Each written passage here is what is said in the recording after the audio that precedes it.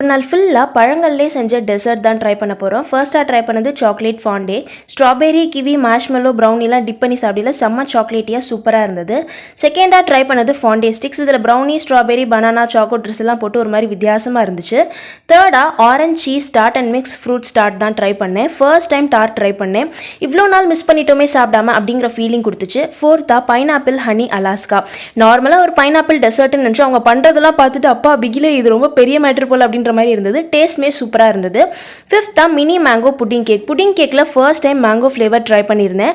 இவ்வளோ எம்மியாக இருக்கும்னு எனக்கு இத்தனை நாளாக தெரியாது. வர்த் ட்ரைனே சொல்லலாம், அவ்வளோ நல்லா இருந்தது. சிக்ஸ்த்தா பனானா சாக்கோ டிப். இது ஒரு underrated combo. Banana with chocolate super எம்மியாக இருந்தது. ஃபுல் வீடியோ பார்க்கறதுக்கு முன்னாடி இந்த வீடியோ பிடிச்சிருந்தா கண்டிப்பாக லைக் பண்ணிட்டு நேற்று போட்டு இந்த வீடியோ ஹேண்டில் அட்டாக் பண்ணுறேன், செக் பண்ணி பாருங்க.